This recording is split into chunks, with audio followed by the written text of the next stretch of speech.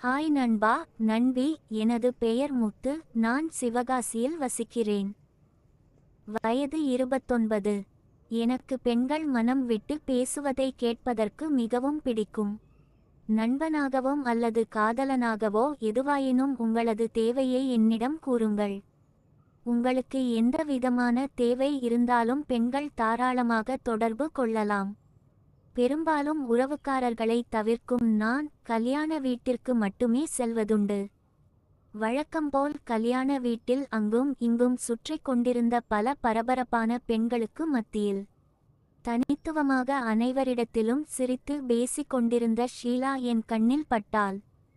அவளது முந்தானையை அவளது மகன் பிடித்து கொண்டே அங்கும் இங்கும் கல்யாண வீட்டில் பம்பரமாக சுற்றி சுழன்று வேலை பார்த்து கொண்டிருந்தாள். அவளையே ரசித்து பார்த்து கொண்டிருந்தேன். அதை அவளும் கவனிக்க தவறவில்லை. 2-3 இடங்களில் பார்த்த பின்பு ஒரு வழியாக சாப்பிடும் இடத்தில் இருவரும் அருகருகே அமர்ந்திருந்தோம். அவளது மகன் எங்கள் இருவருக்கு நடுவே அமர்ந்து எனது அப்பளத்தை அவன் எடுத்து சாப்பிடத் தொடங்கி விட்டான். அதனால் அவள் இலையில் இருந்த அப்பளத்தை எனக்கு கொடுத்து சாரி என்றாள். இருக்கட்டும், பரவாயில்லை, பையன் தானே சாப்பிடட்டும் என்று அவன் இலையிலேயே அதையும் வைத்தேன். அவன் எனக்கு சிரிப்பால் நன்றி சொன்னான். நீங்க என்றேன். அவள் சிறிது யோசித்துவிட்டு தூரத்து உறவு சுற்றி வளைத்து நான் உங்களுக்கு அக்கா முறை வேண்டும் என்றாள். நான் சிரித்தேன்.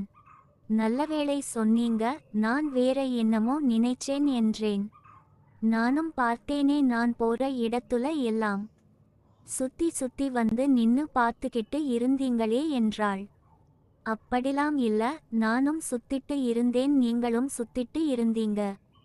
அதனாலதான் அடிக்கடி சந்தித்து கொண்டோம் என்றேன். ஒரு அப்பளம் கொடுத்ததற்கு அவளது மகன் என் பின்னே தொற்றிக்கொண்டு வெளியே இருந்த பாப்கார்ன், பஞ்சு மிட்டாய் என அனைத்தையும் கேட்க நானும் அவனை அழைத்துச் சென்று ஒவ்வொன்றாக வாங்கி கொடுத்து கொண்டிருந்தேன். சிறிது நேரம் கழித்து மீண்டும் வந்து அவளது மகனை கூட்டிக்கொண்டு சென்றாள்.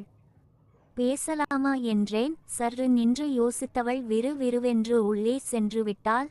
எனக்கு சற்று ஏமாற்றமாக இருந்தது. அந்த கல்யாண வீட்டில் அதற்கு மேல் இருக்க விருப்பமில்லை. மெதுவாக சென்று வருகிறேன் என்று கூறிவிட்டு பைக்கை எடுக்க வெளியே சென்றேன்.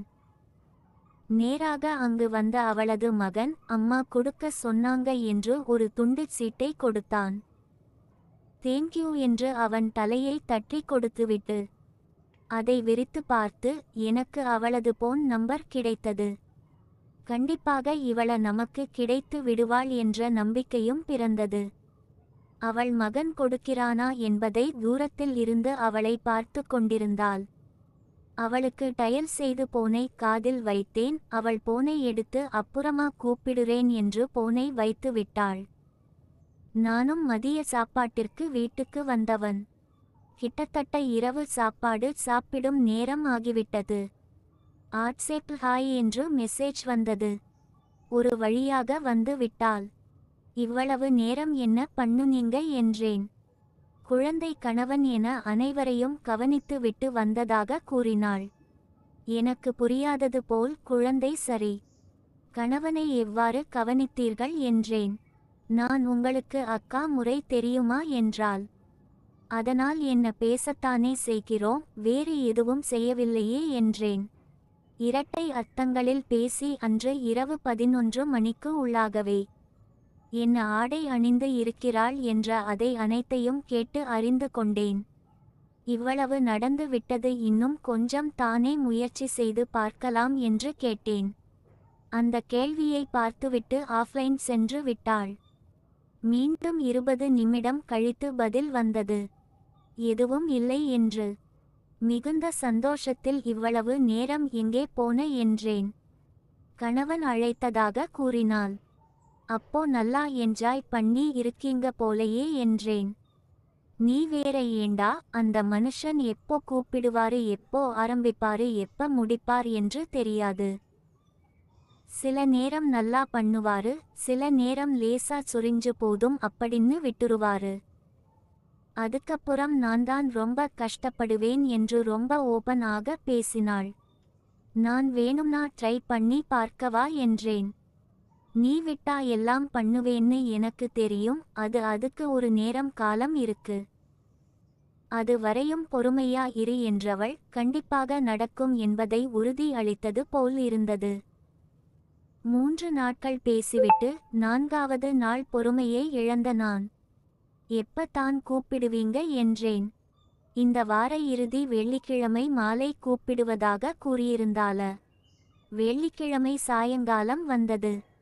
அவளது போனும் வந்தது. அவளது வீட்டின் அருகில் தான் நானும் காத்திருந்தேன். என்னை வரவேற்று உள்ளே அமர வைத்தாள்.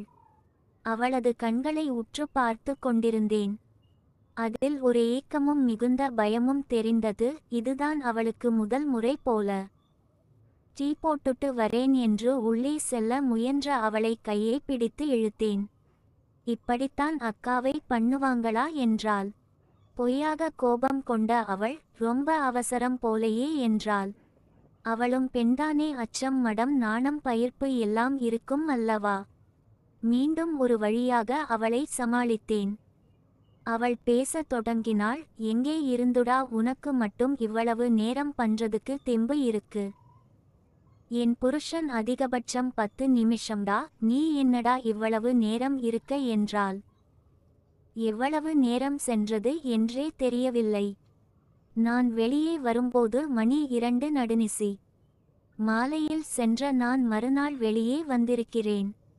அவள் கூறிய பல விஷயங்களில் ஒன்றுதான் எனக்கு மிகவும் பிடித்திருந்தது. அவள் கூறியது, எப்பவுமே என் புருஷன் அவருக்கு சந்தோஷமா இருக்கிறதுக்கு என்ன பண்ணணுமோ அதை மட்டும் தான் பண்ணுவாரு. ஆனா நீ பண்ணும்போது முழுக்க முழுக்க நான் சந்தோஷமா இருக்கிறதுக்கு என்னெல்லாம் பண்ணணும் அதான் பண்ணினேன். அதுதான் எனக்கு உன்கிட்ட ரொம்ப பிடிச்சது என்று. மீண்டும் நாங்க இந்த முறை அவள் வீட்டிற்கு மாலையில் சென்று இரவில் திரும்பிய காலங்கள் மனதில் நீங்காத இரவுகளாக இருக்கின்றன.